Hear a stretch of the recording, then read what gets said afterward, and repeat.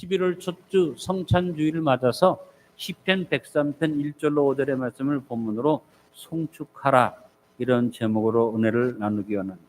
성찬의 가장 중요한 의미는 주님의 은혜를 기념함으로써 드리는 송축입니다.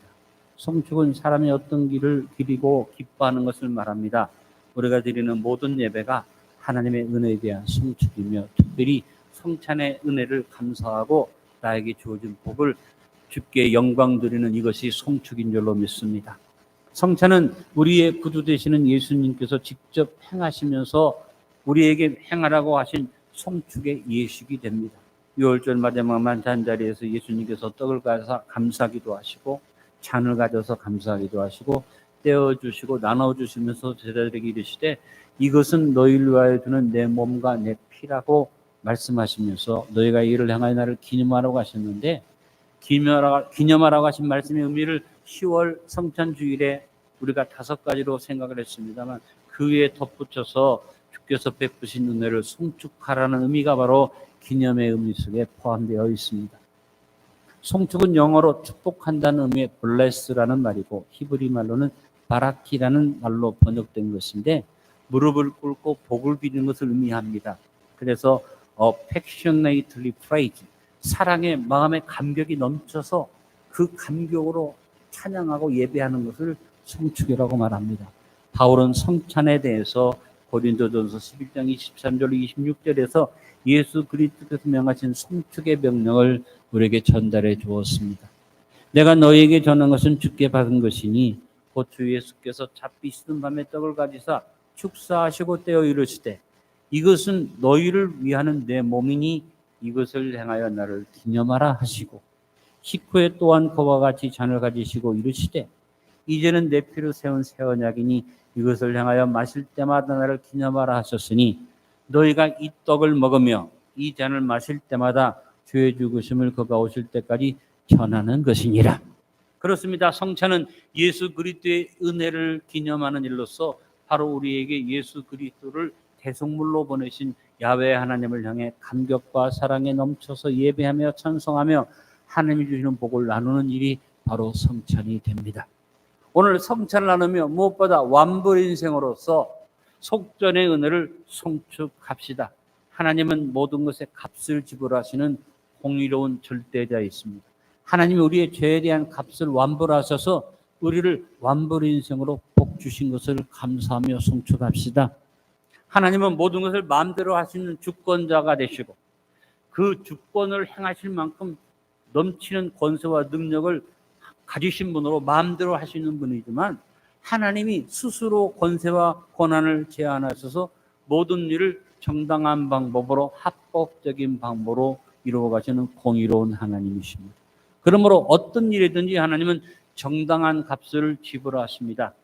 하나님께서 우리에게 그냥 명령으로 네 죄가 없어졌다 해도 누가 시비 걸 자가 없습니다. 그러나 하나님은 우리의 죄를 그렇게 청산하지 않고 값을 정상적으로 지불하시고, 그것도 합법적인 방법을 따라 지불하시고, 즉각적으로 한 것 아니라 하나님의 말씀을 통해서 미리 말씀하시고 예언하시고 역사적인 때를 따라서 이를 이루심으로 우리에게 만인 구원의 뜻을 이루시기 위해서 만인 구원을 위한 속전을 준비하시고, 그 속전으로 보내신 예수님이 우리의 속전의 값이 되셨습니다. 디모데전서 2장 5절 6절에 말씀합니다. 하나님은 한 분이시요 또 하나님과 사람 사이 중보자도 한 분이시니 곧 사람이신 그리스도 예수라. 그가 모든 사람을 위하여 자기를 대속물로 주셨으니 기약이 이르러 주신 증거니라. 하나님이 저와 여러분을 위해서 정당한 값으로 대속물로 예수님을 정하시고, 합법적인 방법으로 하나님이신 예수님이 육신을 입고 이 땅에 오셔서 그것도 기약이 이를 때까지 기다리셨다가 증거로 이것을 주셨습니다. 그러므로 속전을 준비하시고 그 속전을 완벽하게 지불해 주셨습니다. 자격도 없고 능력도 없고 권한도 없으면서 무엇을 가지려거나 이루려고 하면 불의한 일이 생깁니다. 그래서 한 나라의 지도자가 자격 조건이 부족한 사람이 지도자가 되면 어떤 일이 벌어집니까? 자격과 능력이 없기 때문에 자기가 원하는 것을 하기 위해서 불법, 편법, 탈법에 행해지게 됩니다. 또 자격도 능력도 없는 존재가 무엇을 가지거나 이루는 자리에 서면 모든 사람이 불행해집니다. 우리는 총선을 눈앞에 두고 있습니다. 우리는 기도해야 됩니다. 하나님, 어떤 자격도 없고 능력도 없는 사람이 지도자가 되고 국회에 가지 않게 하시고, 자격도 없고 능력도 없는 사람이 불법을 행하고 탈법을 행하고 지멋대로 하는 대한민국 국회가 되지 않도록 기도해야 됩니다. 저는 우리 대통령을 위해서 기도합니다. 우리 대통령이 나한테 무슨 관계가 있거나 제가 그분의 어떤 개인적인 것을 좋아해서가 아니라 대한민국이 잘 되려면 윤석열 대통령이 잘해야지 되잖아요. 다른 거 기도하지 않습니다. 하나님, 우리 대통령이 합법, 적법, 정당한 방법으로 이 나라를 이끌어 가시도록 주님 힘달라고 기도하고, 다행히 그래도 법을 행하는 검찰총장 출신이니까 잘 하리라고 믿고 기도하고 있습니다. 여러분, 우리 지도자들이 합법, 적법, 정당한 방법으로 이 나라를 이끌어가기를 기도합시다. 여러분, 북한이 왜 어렵고 힘듭니까? 김정은이가 자격이 없는 사람이 어린 나이에 주권자가 돼서 어떻게 해요? 그냥 하는 일마다 불법, 탈법, 지 멋대로 행하는 일들을 행하잖아요. 그래서 불행한 거죠. 그래서 어느 당이든지 어느 단체든지 여러분, 지도자가 불법, 탈법, 편법으로 그 자리에 서 있으면 우리는 그것을 잘 판단해서 모든 일을 지혜롭게 판단해야 하는데, 그냥 군중 심리에 끌려서 뭔가 내가 좋아하는 어떤 성향에 따라서 무조건 하고 좋다고 하면 우리가 다 나라를 날아먹는 일이 됩니다. 제가 더 이상은 정치적인 얘기는 하지 않겠습니다만, 중요한 건 뭐냐? 자격이 있고 능력이 있고 힘 있는 사람이, 그리고 정의롭고 공의로운 사람이 지도자가 되기를 위해서 기도하자. 하나님이 가지신 만인 구원의 뜻은 참으로 공의롭고 아름다운 것입니다. 그것은 하나님만이 만인 구원을 이룰 수 있는 절대 주권자이기 때문입니다. 성경은 말합니다. 하나님은 한 분이시요, 두 분, 세 분이 아니라는 겁니다. 만인 구원의 자격과 권한을 분명하게 밝히고 있죠. 만인 구원을 이루는 중보자의 자격과 권한에 대해서 성경은 분명히 말합니다. 하나님과 사람 사이 중보자도 한 분이시니 그 사람이신 그리스도 예수라고 분명히 밝히고 있습니다. 오직 한 분 하나님이, 절대 주권의 하나님이 만인 구원의 뜻을 가지시고 그 일을 이룰 수 있는 유일한 중보자로 예수 그리스도를 보내셔서 모든 사람의 속전으로, 대속물로 주님을 보내셨습니다. 하나님의 권세와 권한으로 일방적인 지불을 한 게 아니라 하나님 자신이 합법적으로 육신을 입고 사람이 되셔서 사람으로서 우리의 죄값을 정당하게 지불하시는 속전의 값을 준비하고 지불하셨습니다. 그래서 사도행전 4장 12절에 말씀합니다. 같이 고백해 봅니다. 다른 이로서는 구원을 받을 수 없나니 천하 사람 중에 구원을 받을 만한 다른 이름을 우리에게 주신 일이 없음이라 하였더라. 천지 만물을 지으신 하나님이 자신이 만든 사람의 대속물로 자기 자신의 생명을 준비하셨으니 예수님이야말로 완벽한 속전이 되신 것입니다. 오늘 우리는 성찬을 나누며 속전의 은혜를 송축해야만 합니다. 그리고 나에게 주어진 속전의 은혜에 대해서 감격해야만 합니다. 우리의 모든 죄값이 지불되어진 완불 인생인 것을 믿고, 여러분 십자가 위에서 주님이 말씀하신 완불의 선포를 기억하시기 바랍니다. 다 이루었다. 다 이루신 증거로 주님은 죽음을 깨뜨리고 부활하셨습니다. 이것을 믿으면서 완불 인생된 우리는 한 가지만 잘하면 됩니다. 완불을 해주신 그분을 송축하고 예배하고 경배하면 됩니다. 오늘 성찬을 나누며 우리의 속전을 철저하게 지불해 주신 야훼 하나님을 송축합시다. 완불 인생된 것을 감사드립시다. 같이 한번 고백해 봅니다. 본문 1절의 말씀처럼 완불 인생으로서 여호와를 송축하며 그의 거룩한 이름을 송축합시다. 내 영혼아 여호와를 송축하라. 내 속에 있는 것들아 다 그의 거룩한 이름을 송축하라. 두 번째, 오늘 성찬을 나누며 보장 인생으로서 속사의 은혜를 송축합시다. 속사라는 말 한자말 그대로 대신 죽는 것을 말합니다. 속전의 준비를 위해서 하나님 자신의 육신을 입고 사람이 되신 것도 감사한데, 완벽한 속전을 지불하기 위해서 우리 예수님이 십자가 위에서 모든 죄의 값으로 자신을 속전의 대속물로 들이시고 죽으셨으니 완벽하게 우리를 위한 속죄의 제물 되시어서 예수님이 속사를 행하심으로 우리를 영원한 보장 인생으로 복부어 주셨습니다. 예수님의 속사는 어떤 것입니까? 단번에 이루신 완벽한 속전의 지불입니다. 그래서 그 효력은 영원한 속죄인 것입니다. 히브리서 10장 12절 14절에 말씀합니다. 오직 그리스도는 죄를 위하여 한 영원한 제사를 드리시고 하나님 우편에 앉아서 그 후에 자기 원수들을 자기 발등상이 되게 하실 때까지 기다리시나니 그가 거룩하게 된 자들을 한 번의 제사로 영원히 온전하게 하셨느니라. 여러분 따라합시다. 한 번의 제사로 영원히 온전하게 하셨느니라. 예수님이 한 번 죽으심으로 우리를 위해서 자신을 들여 속사하심으로 영원한 제사를 이루셨다. 예수님이 우리를 위해서 속사를 행하신 것을 빌립보서 2장 6절로 8절에 자세히 설명합니다. 그는 근본 하나님의 본체시나 하나님과 동등됨을 취할 것으로 여기지 아니하시고 오히려 자기를 비워 종의 형체를 가지사 사람들과 같이 되셨고 사람의 모양으로 나타나서 자기를 낮추시고 죽기까지 복종하셨으니 곧 십자가에 죽으심이라. 누가 나를 대신해서 죽는다는 것은 기막힌 축복이 아닙니까?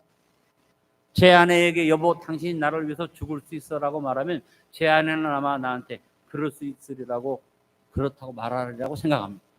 네, 만약에 제 아내가 저보고 여보 당신 나를 위해서 죽을 수 있어 그러면 마음은 내가 죽을 수 있고 싶지만 자신이 없어요. 한번 해볼까요? 물어볼까요? 여러분 누구든지 여러분을 위해서 누가 죽겠다고 한다면 그건 복된 일인데 그 상대방이 나를 위해서 죽는다고 그러는데 가치 없는 존재, 보잘것없는 자가 나를 위해서 죽겠다고 해도 나를 위해서 죽겠다는 사람이 있으면 참 감격스러운 일 아닙니까? 그런데 여러분 저와 여러분을 위해서 죽으신 분, 죽겠다고 한 게 아니라 아예 죽으신 분이 있어요. 그분이 하나님이시고 그분이 예수님이시니 우리는 당연히 감사하고 감격해야만 합니다. 그래서 예수님의 속사의 은혜, 나를 위해서 죽으신 은혜는 내 죄만 속한 거 아니라 응답과 축복의 보증이 됩니다. 로마서 8장 32절의 말씀을 똑똑히 기억하십시오. 자기 아들을 아끼지 아니하시고 우리 모든 사람을 위하여 내주시니까 어찌 그 아들과 함께 모든 것을 우리에게 주시지 아니하겠느냐. 나를 위해서 목숨까지 주셨는데 끝까지 하나는 포장의 인생이다. 하나님의 자녀로서의 감격을 가지고 당당하게 살면서 속사의 은혜를 속주가며 삽시다. 같이 고백해 봅니다. 오늘 성찬을 나누면서 2절의 말씀처럼 포장 인생이 되어 모든 은택을 송축합시다. 내 영혼아 여호와를 송축하며 그의 모든 은택을 잊지 말지어다. 셋째, 오늘 성찬을 나누며 무죄 인생으로서 속죄의 은혜를 송축합시다. 하나님은 예수님을 속전으로 준비하시고 속사를 행하게 하셔서 우리의 모든 죄를 사하시는 속죄를 이루사 우리를 무죄 인생으로 복주셨습니다. 갈라디아서 1장 4절 5절에 주님의 속죄의 은총이 되어 말합니다. 그리스도께서 하나님 곧 우리 아버지의 뜻을 따라 약한 세대에서 우리를 건지시려고 우리 죄를 대속하기 위하여 자기 몸을 주셨으니 영광이 그에게 세세토록 있을지어다. 아멘. 예수님은 만인 구원의 하나님 아버지의 뜻을 이루기 위해서 이 악한 세대에서 우리를 건지시고 죄를 사하시기 위해서 자기 몸을 들이심으로 속죄를 누리셨습니다. 히브리서 1장 3절에 죄를 정결하게 하는 일을 하시고 높은 곳에 계신 지극히 크신 이 우편에 앉으셨느니라고 말씀한 겁니다.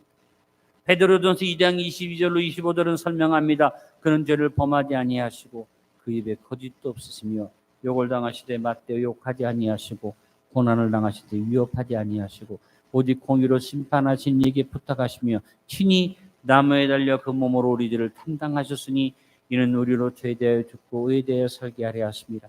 그가 채찍에 맞음으로 너희는 남을 얻었나니 너희가 전에는 양과 같이 길을 잃었더니 이제는 그 영혼의 목자와 감독 되신 이에게 돌아왔느니라. 예수님의 속죄는 유효합니다. 언제나 유효합니다. 먼저 주님이 이루신 속죄, 아까도 말씀드린 것처럼 단번에 이루신 영원한 속죄임을 우리는 기억해야 할 것입니다. 히브리서 9장 12절을 같이 읽어봅니다. 염소와 송아지의 피로 하지 아니하고 오직 자기의 피로 영원한 속죄를 이루사 단번에 성소에 들어가셨느니라. 단번에 영원한 속죄를 이루신 예수님이 그것으로 끝나지 않고 우리의 중보자와 대언자로 언제나 살아계셔서 우리를 위해서 기도해 주시니 예수님의 속죄는 완벽할 뿐 아니라 언제나 유효한 속죄입니다. 요한일서 2장 1절 2절에 요한이 말합니다. 나의 자녀들아 내가 이것을 너에게 쓰면 너희로 죄를 범하지 않게 하려 함이라. 만일 누가 죄를 범하여도 아버지 앞에서 우리에게 대언자가 있으니 곧 의로우신 예수 그리스도시라. 그는 우리 죄를 위한 화목제물이니 우리만 위할 뿐 아니요 온 세상의 죄를 위하십니다. 단번에 영원한 속죄를 이루시고 주님이 던져놓으셨어. 야, 내가 다 해결했어. 그래서 네가 알아서 찾아 먹어가 아닙니다. 주님이 이루신 영원한 속죄, 단번에 이루신 영원한 속죄를 이루시고 그 속죄의 은혜를 붙드시고 24시간 저와 여러분을 위해서 기도해 주심으로 우리가 또 죄를 짓고 잘못할 때 영원한 속죄를 이루신 주님이 보증해 주시고 우리 죄를 속해 주시는 것을 믿습니다. 우리는 항상 죄를 짓고 살기 때문에 이것을 아시는 하나님이 우리의 죄값을 완불 하시는 것으로 끝나지 않고 항상 우리를 위한 대언자로 예수님을 세워주셨다는 것입니다. 로마서 8장 34절에 같이 읽어봅니다. 누가 정죄하리요? 죽으실 뿐 아니라 다시 살아나신 이는 그리스도 예수시니 그는 하나님 우편에 계신 자요 우리를 위하여 간구하시는 자신이라.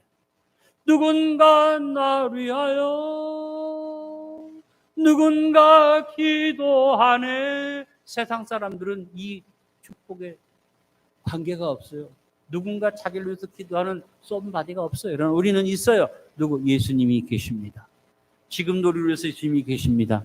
그러므로 속죄의 은총은 죄가 한꺼번에 해결된 것뿐만 아니라 또 죄를 짓고 또 죄를 지어도 주님이 속죄의 대언자가 되셔서 언제나 우리를 속해 주시니 우리가 감격하며 살아야만 합니다.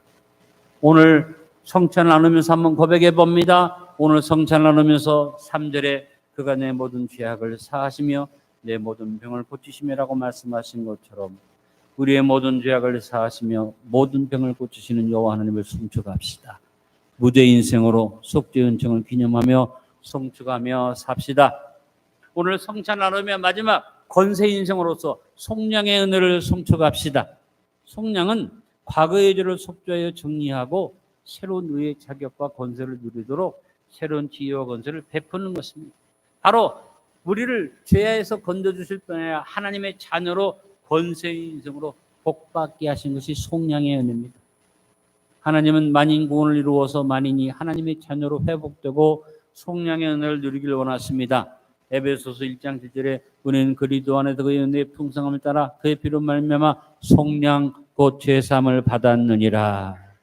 하나님의 은혜는 풍성한 은혜입니다. 우리의 죄를 속죄한 것으로 끝나지 않고 우리가 영원하고 새로운 기업으로 도록 약속하사 속량을 베푸신 것입니다. 히브리서 9장 15절에 이로 말미암아 그는 새 언약의 중보자이시니 이는 처단할 때에 범한 죄에서 속량하려고 죽으사 부르심을 입은 자로 하여금 죄를 속하고 죄를 제해버리고 죄를 용서하는 정도가 아니라 따라며 영원한 기업의 약속을 얻게 하려 하심이라. 속량 혹은 구속이라는 단어가 헬라어로 아포리토로시스라는 단어인데 바울 시대의 노예 시장에서 이것이 유행된 단어가 됐습니다.